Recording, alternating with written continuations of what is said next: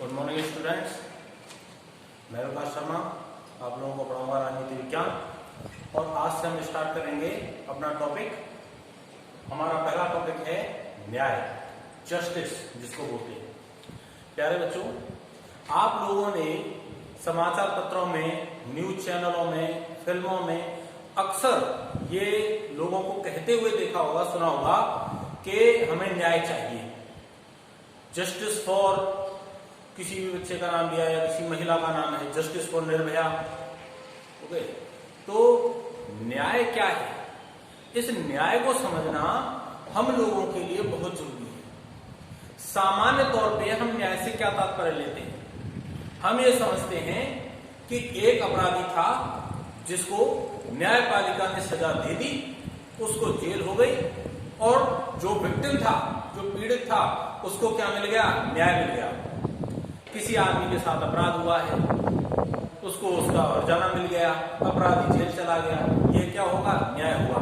लेकिन न्याय शब्द की परिभाषा इतनी सीमित नहीं है। हम कई और जगह पर भी देखते हैं न्याय शब्द के बारे में, जहां हम दलित, पिछड़ी जातियों, आदिवासियों, किसानों के आंदोलन को देखते हैं, तो वहां भी हमें ये शब्द सुनने को मिलता है कि हमें हमारा न्याय चाहिए, हमारा सामाजिक न्याय हो, हमारे साथ जो है हमारी ये मांगे पूरी की जाए। तो एक और न्याय का पहलू निकलता है, वो है सामाजिक न्याय। अब न्याय को किस प्रकार परिभाषित किया जाए? इस संदर्भ में प्राचीन काल से लेकर के अब तक अलग अलग विद्वानों ने अपने अपने समयों के हिसाब से इसकी अलग अलग व्याख्या की है।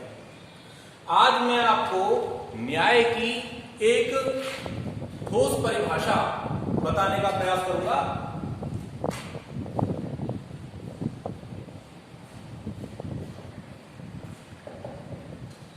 जी हां, आप लोग सही सुन रहे हैं कि मैं न्याय की परिभाषा देने का प्रयास ही करूंगा, क्योंकि अभी तक न्याय की कोई भी एक सर्वमान्य या सर्व स्वीकार्य परिभाषा स्थापित नहीं हुई है। क्योंकि अलग अलग विद्वान इसको अलग अलग तरीके से परिभाषित करते हैं, तो हम भी न्याय की परिभाषा देने का प्रयास करेंगे। यदि कोई मुझसे पूछता है कि न्याय क्या है, तो मेरे अनुसार न्याय एक राजनीतिक मानक है। ये एक ऐसा मानक है जिसके द्वारा किसी भी सामाजिक व्यवस्था में व्यक्ति की भूमिका, स्थिति और स्तर का निर्धारण किया जाता है। ये मेरी बनाई हुई परिभाषा है कि न्याय एक राजनीतिक मानक है, क्योंकि न्याय को लागू ही किसके द्वारा किया जाता है? राज व्यवस्था के द्वारा लागू किया जाता है। और ये मानक है, स्टैंडर्ड है। क्यों? क्योंकि इसके द्वारा ही नापा जाता है कि कौन व्यक्ति किस स्थिति में है और उसे किस स्थिति में होना चाहिए। चाहे वो दलित, पिछड़ों, आदिवासियों की बात हो कि उन्हें किस स्थिति में होना चाहिए, या फिर ये कानूनी न्याय की बात हो कि जहां पर एक अपराधी है उसको समाज में किस स्थिति में होना चाहिए। दूसरी बात कि इसके द्वारा होता क्या है कि किसी भी सामाजिक व्यवस्था में व्यक्ति की भूमिका, स्थिति और स्तर का निर्धारण किया जाता है। न्याय के अर्थ में जो एक चीज विशेष रूप से जुड़ी हुई है, वो है फेयरनेस। क्या जुड़ी हुई है? फेयरनेस, यानी कि जो उचित है और जो सही है। उचित और सही होने का जो भाव है, वो न्याय के अंदर पहले से ही निहित है। यानी कि जब हम ये कहेंगे कि हाँ हमने न्याय किया, तो इसका मतलब यही होगा कि हाँ हमने जो किया वो उचित था। दो व्यक्तियों के बीच में जब हमें न्याय करना पड़ता है, तब वो हमें ये देखते हैं कि क्या उचित है, क्या सही है और क्या होना चाहिए। इस प्रकार जो फेयरनेस है, फेयरनेस न्याय के अंदर पहले से ही निहित रहता है। आइए अब एक सामान्य चर्चा करते हैं न्याय के इतिहास के बारे में।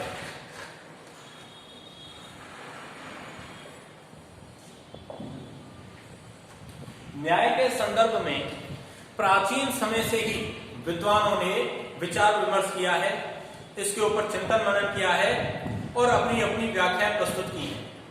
यदि हम प्राचीन यूनानी युग में चलें तो वहां पर न्याय से तात्पर्य व्यक्ति के चारित्रिक गुणों से लिया जाता था, जहां यह माना जाता था कि व्यक्ति में कुछ अंतर्निहित गुण हैं, उनके उपयुक्त कुछ सद्गुण हैं, और यदि व्यक्ति अपनी आत्मा में निहित इस गुण के अनुसार कार्य कर लेता है तो वो न्याय है। अब आते हैं हम भारतीय संदर्भों में। भारतीय संदर्भों में एक शब्द प्रयुक्त किया गया है धर्म, जो संस्कृत की ध्रय धातु से बना है, और इस ध्रय धातु का क्या अर्थ होता है? कर्तव्य। आप लोग धार्मिक कार्यक्रम देखते होंगे, श्री कृष्ण, जय हनुमान, अभी रामायण और महाभारत हमारे प्रसारित हुए हैं लॉकडाउन में। तो आपने रामायण महाभारत में पात्रों को अक्सर एक शब्द कहते हुए सुना होगा कि अपने धर्म का पालन करो। मैं अपने धर्म का पालन कर रहा हूं, धर्म सबसे बड़ा है।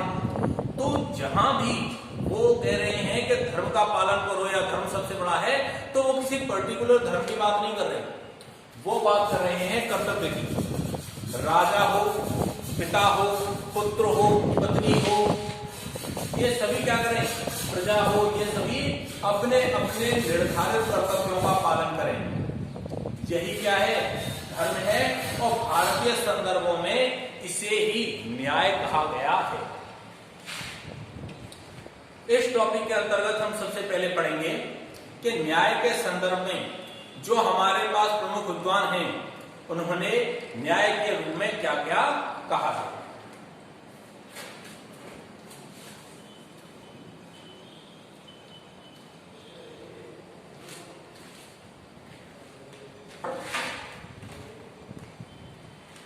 सबसे पहले हम जिनका अध्ययन करेंगे वो है प्लेटो। वो पहले विद्वान कौन है? प्लेटो। प्लेटो ने एक पुस्तक लिखी जिसका नाम था रिपब्लिक, और रिपब्लिक पुस्तक का जो उपशीर्षक था, जो सब टाइटल था, वो था कंसर्निंग जस्टिस। कंसर्निंग जस्टिस यानी कि न्याय से संबंधित।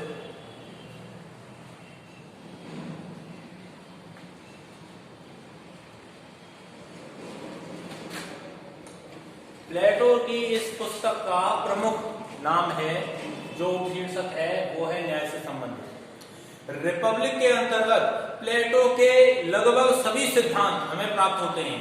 उसका शिक्षा का सिद्धांत, साम्यवाद का सिद्धांत, न्याय का सिद्धांत, इन सब के द्वारा वह आदर्श राज्य की प्राप्ति करना चाहता है, उस आदर्श राज्य का सिद्धांत। लेकिन उसके आदर्श राज्य की जो नींव है और इस पुस्तक का जो मूल सार है, वो सार क्या है? न्याय। न्याय क्या? और न्याय को परिभाषित करना, न्याय की व्याख्या करना, यही क्या है? प्लेटो की रिपब्लिक का मूल सार है। रिपब्लिक की पुस्तक खंड 2, 3 और 4 में प्लेटो ने न्याय को विस्तार से व्याख्या किया है। और स्वयं क्या कहता है न्याय के बारे में? वो ये कहता है कि प्रत्येक व्यक्ति को वह प्राप्त हो जो उसे प्राप्य है। यही क्या है? न्याय है। प्रत्येक व्यक्ति को वह प्राप्त हो जो उसे प्राप्य है, यानी कि जिस चीज को वो डिजर्व करता है, जिस चीज को वह डिजर्व करता है, ये क्या होगा? उसके लिए न्याय होगा। प्लेटो ने न्याय को नैतिक रूप से परिभाषित किया, नैतिक सद्गुण के रूप में परिभाषित किया है। अब किस प्रकार परिभाषित किया है? प्लेटो व्यक्ति की आत्मा में 3 गुणों का वास मानता है। वो 3 गुण कौन कौन से हैं?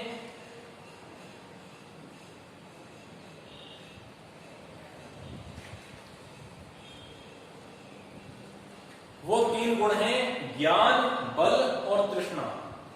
प्लेटो ये मानकर चलता है कि प्रत्येक व्यक्ति की आत्मा में ये 3 गुण पाए जाते हैं, लेकिन किसी एक गुण की ही प्रधानता होती है। या तो वह बच्चा ज्ञानी होगा, या बलशाली होगा, या वह तृष्णा वाला होगा। तृष्णा यानी कि इच्छा।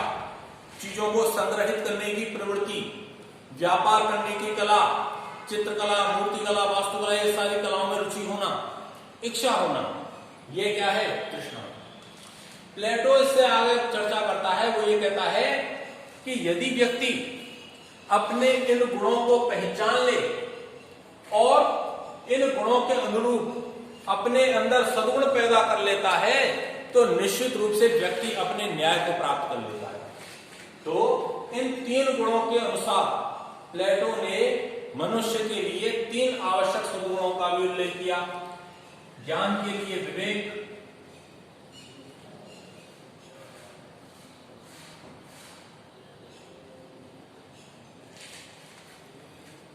जिस व्यक्ति में ज्ञान के गुण की प्रधानता है उसमें कौन सा गुण होना चाहिए? विवेक का गुण होना चाहिए, सद्गुण होना चाहिए। यानी कि ज्ञानी व्यक्ति को विवेकशील होना चाहिए, व्यर्थ की बहसों में ना पड़े, वाद विवाद में ना पड़े, अपने ज्ञान पर अहंकार ना करे।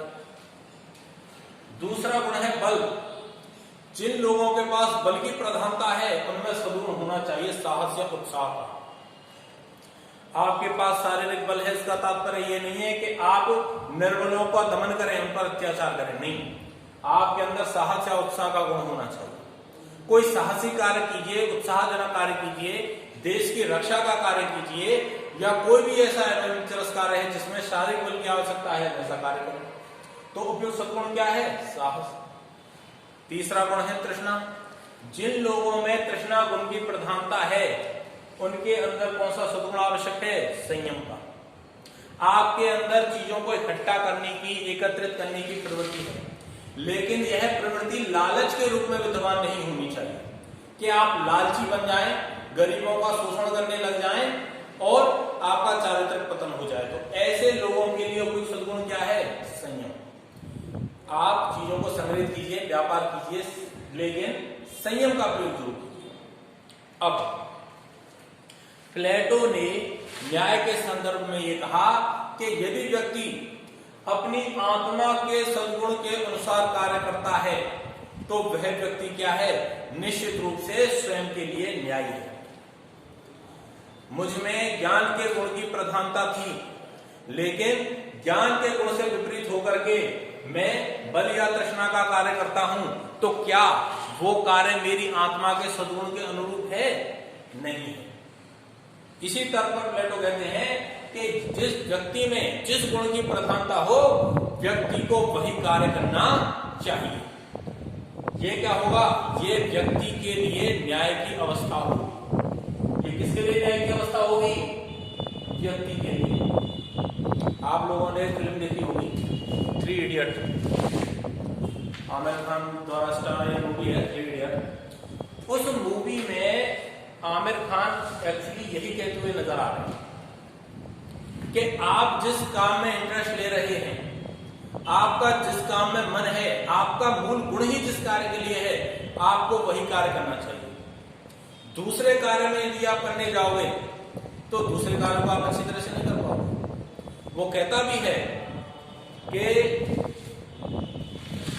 आपका बेटा एक अच्छा फोटोग्राफर बनना चाहता है, लेकिन आप उसे जबरदस्ती इंजीनियर बनवा रहे हो। होगा क्या कि ये फोटोग्राफर तो नहीं बन पाएगा, लेकिन ये अच्छा इंजीनियर भी नहीं बन पाएगा। तो इसी तर्क के आधार पर प्लेटो भी इसी दिशा में चल रहे हैं। वो क्या कहते हैं कि व्यक्ति अपनी आत्मा के निहित के अनुसार कार्य करेगा और दूसरों के कार्यों में हस्तक्षेप नहीं करेगा। और जब वह अपनी आत्मा के सद्गुण के अनुसार कार्य करेगा तो वह उस कार्य में विशेषज्ञता प्राप्त कर लेगा।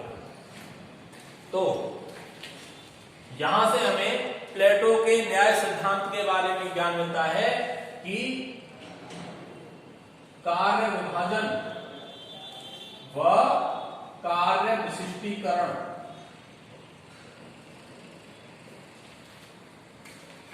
पहला क्या है? कार्य का विभाजन किया, व्यक्ति में जिस गुण की प्रधानता है वो उसी गुण का कार्य करेगा, दूसरा कार्य नहीं करेगा।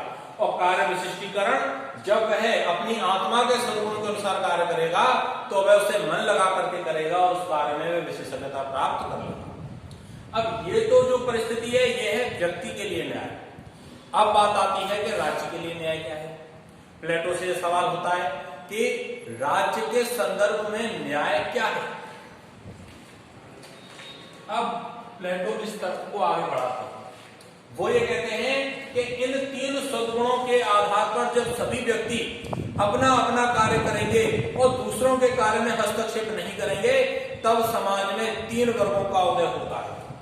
पहला है दार्शनिक वर्ग, दूसरा है सैनिक वर्ग और तीसरा है हमारा उत्पादक वर्ग।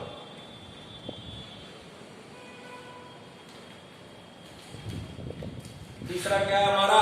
उत्पादक वर्ग। चलिए, दार्शनिक वर्ग वो है जो कि शासन व्यवस्था का संचालन करेगा, जिसमें विवेक की प्रधानता है। दूसरा है सैनिक वर्ग, ये राज्य की सुरक्षा करने का और कानून व्यवस्था को संभालने का कार्य करेंगे, क्योंकि इनमें साहस की प्रधानता है। और तीसरा है हमारा उत्पादक वर्ग, ये सामान्य जनता होगी, जिसके अंतर्गत व्यापारी, किसान, मूर्ति बनाने वाले, चित्रकार, ये जितने भी कार्य करने वाले हैं वो सब किसमें आएंगे? उत्पादक वर्ग में शामिल होंगे। अब राज्य न्याय कैसे बनेगा, इसके बारे में प्लेटो कहते हैं कि उत्पादक वर्ग को सैनिक वर्ग से संरक्षण मिलेगा और दार्शनिक वर्ग से मार्गदर्शन मिलेगा। तो यही अवस्था क्या होगी? यही अवस्था राज्य के लिए न्याय की अवस्था होगी। ठीक है, जो हमारा उत्पादक वर्ग है, सैनिक वर्ग उसको संरक्षण देगा, सुरक्षा देगा, और दार्शनिक वर्ग उसका मार्गदर्शन करेगा, यानी कि दार्शनिक वर्ग शासन करेगा। तो ऐसा राज्य क्या हो जाएगा? न्यायी राज्य बन जाएगा। अब प्लेटो ने अपने इस न्याय के सिद्धांत में लगभग सभी बातों का समावेश कर दिया है। वो ये कहता है कि न्याय एक नैतिक सद्गुण है, इसलिए नीति शास्त्र आवश्यक है। व्यक्ति को अपनी आत्मा के गुण के अनुसार कार्य करना है, यानी कि इसमें मनोविज्ञान भी शामिल है। वो ये कहता है कि व्यक्ति अपनी आत्मा में निहित सद्गुण को कैसे पहचानेगा? उपयुक्त शिक्षा के द्वारा पहचानेगा, यानी कि इसमें शिक्षा शास्त्र भी शामिल है। और चूंकि रिपब्लिक का जो मूल आधार है वो क्या है? न्याय का सिद्धांत है। इसीलिए हमारे एबनस्टीन महोदय ने, एबनस्टीन महोदय ने ये कहा है कि प्लेटो की रिपब्लिक में, उसके न्याय के सिद्धांत में, उसके दर्शन के सारे तत्व निहित हो जाते हैं। तो उसका तात्पर्य यही था एबनस्टीन का कि जब आप रिपब्लिक को पढ़ते हैं, जब आप उसके न्याय के सिद्धांत को पढ़ते हैं, तो हमें प्लेटो के शिक्षा, मनोविज्ञान, समाज, राज व्यवस्था, इन सब के बारे में जो उसके दार्शनिक विचार हैं, वो सारे दार्शनिक विचारों को हमें देखने को मिलता है। यह है हमारे प्लेटो का न्याय सिद्धांत, जो कि मूलतः है कार्य विभाजन एवं कार्य विशिष्टीकरण का सिद्धांत। और उसने न्याय की एक नैतिक व्याख्या की और उसको मानवीय आत्मा के सद्गुण के रूप में देखा। अब हम पढ़ेंगे प्लेटो के शिष्य अरस्तु द्वारा बताई गई न्याय की व्याख्या के बारे में।